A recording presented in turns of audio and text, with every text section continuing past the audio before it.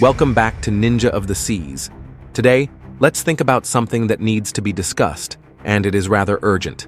The idea that Shanks might be a double agent in One Piece is one of the most compelling and controversial theories in the fandom.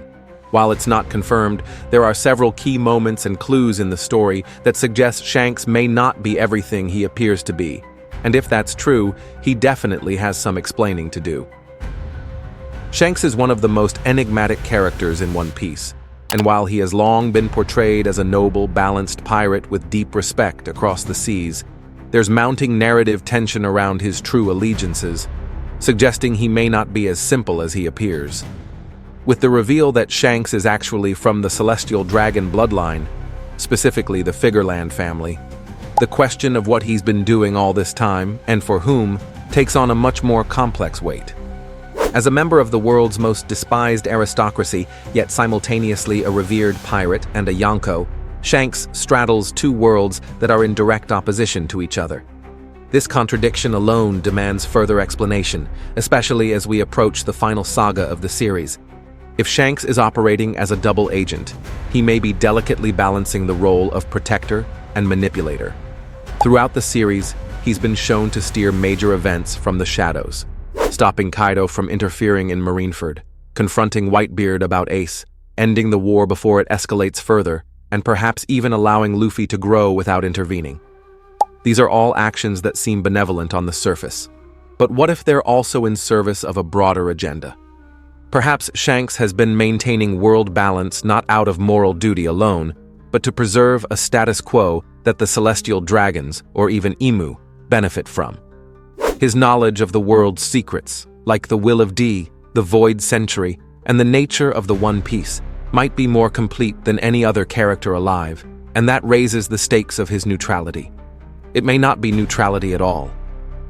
Remember when Shanks met with the 𝐸𝐻, readers immediately noticed something odd. His iconic scar was missing. Now, although it was just a side profile shot, we've seen that very same angle of Shanks earlier in the story, and his scar has always remained visible, even from that viewpoint. So, when this scene first appeared, most fans brushed off the missing scar as a simple oversight. Maybe Oda just forgot to draw it. Nothing more. However, a small minority of readers weren't so sure. To them, this wasn't just a slip-up. They suggested something much stranger. What if this wasn't the real Shanks? What if this was someone else entirely? A doppelganger, or maybe even an evil twin? It now genuinely seems more likely than not that the simple answer to the missing scar is not that Oda forgot to draw it. Rather, the simpler explanation might be that this man simply isn't Shanks. He could be someone else entirely, possibly a man named Figureland, perhaps even Shanks' own brother. This theory has been taboo to seriously explore for a long time because, on the surface, it sounds like something out of bad fiction. The evil twin trope is famously overused and often seen as lazy or pulpy storytelling. But first of all, Oda is not above using classic tropes. He's used fake deaths, amnesia, and other cliches many times. Second, something that sounds like bad writing on paper can become brilliant in execution. If you'd told me back during the Alabasta arc that the Straw Hats' ship would one day come to life, talk to them, and sacrifice itself to save their lives, I'd have said that was the most ridiculous plot twist ever.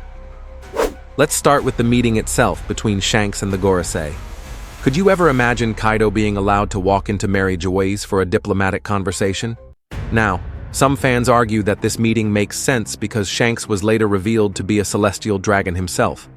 But that argument doesn't hold up under scrutiny. Because here's the thing, Shanks is not considered a celestial dragon in the eyes of the world government. We know this from the precedent set by 𝐸𝐻𝐻𝐿 and Don Quixote do Flamingo. If you choose to live as a human rather than as a celestial dragon, you permanently lose that status.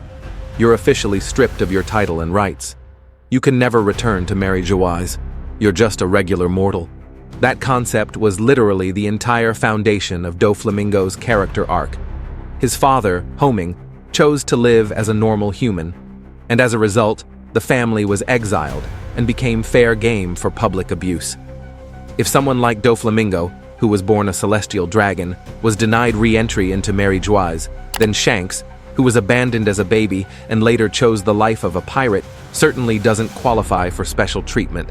Even if you want to argue that Shanks didn't choose to live as a human in his infancy, he obviously did choose to become a pirate as he grew up, which means he voluntarily renounced any potential claim to celestial dragon status. In that sense, he's no different than Homing. And if Homing was barred from ever setting foot in 𝐸𝐵𝐺𝐽 again, then so should Shanks be. According to this scene, the 𝐸𝐵𝐺𝐽 are completely fine with this same man casually waltzing into their inner chamber for a polite conversation. That contradiction is striking. But maybe, just maybe, Shanks is so universally respected for his calm demeanor and diplomatic temperament that the 𝐸𝐵𝐺𝐽 make a rare exception. Maybe he's the one pirate they trust enough to have a chat with, despite technically being their enemy. What if that wasn't Shanks? Remember, the scar. Even though Shanks' scar is on the left side of his face, Oda has consistently shown that the scar curves far enough across his eye that it remains visible even in right-side profile shots. This has been consistently upheld throughout the series. Every time we've seen a right-side profile of Shanks, the scar is still visible, except during this one scene with the 𝐸𝐵𝐺𝐽. The only time Oda doesn't draw the scar is in the one moment where Shanks' presence and motives are at their most suspect. But how absurd is it, really, to imagine that Shanks might have an evil relative who looks exactly like him and works for the Celestial Dragons? Well, turns out, that's exactly what we now know to be true. Shanks' own father, 𝐸𝐵𝐺𝐽, is a member of the mysterious God's Knights and serves the Celestial Dragons. And more importantly, he looks exactly like Shanks. Literally, aside from the hairstyle, they are visually indistinguishable. This revelation is massive. It proves that there is an evil Shanks doppelganger, at least from the previous generation. It shows that Shanks has relatives aligned with the Celestial Dragons, and, most crucially, it establishes that Shanks' relatives can look exactly like him. That last part changes everything, because now this supposed doppelganger doesn't need to be Shanks' twin. He could simply be an older or younger brother. People assumed it had to be a twin because of the identical design. But if Shanks looks just like his father, then it's perfectly plausible that another son of 𝐸𝐺𝐽, another brother, could look the same as well. Oda often draws parents and children as near identical. So if both of 𝐸𝐺𝐽's sons took after him visually, they could look nearly indistinguishable from one another. No twin logic required. This man could be the missing piece, the possible brother of Shanks, another son of 𝐸𝐵𝐺𝐽, the man who met with the 𝐸𝐵𝐺𝐽 instead of the real Shanks. And if that's the case, then what seemed like a crazy theory just might be the truth after all. We see Imu, the 4 Yonko, 2 revolutionaries, 2 marines, 1 God's Knight, the unaffiliated Aokiji, and then him, the mystery man. If we're methodical about it, we can say this man is clearly not aligned with the revolutionaries, the marines, or the Yonko. That narrows it down to 2 remaining possibilities. He is either another God's Knight or an unaffiliated actor like Aokiji. That makes it a 50-50 guess that this mystery man is a God's Knight. And here's where things get interesting. If this man is a God's Knight, he must be an incredibly strong one. Strong enough to stand alongside 𝐸𝐵𝐺𝐽, the only other God's Knight shown. Both men wield sabers. Both have a regal air about them. And that specific style of saber, shared by 𝐸𝐵𝐺𝐽, Shanks, and now this mystery man, implies a connection. The 𝐸𝐵𝐺𝐽s are already confirmed as the strongest celestial dragon lineage we know of. So, is Oda teasing that this mystery man is another 𝐸𝐵𝐺𝐽? Now, you might say, sure, that's all compelling, but none of it actually proves that this is Shanks' brother. And you'd be right. There's no conclusive evidence yet. But let's take a step back and consider one thing. Oda is a master of narrative control.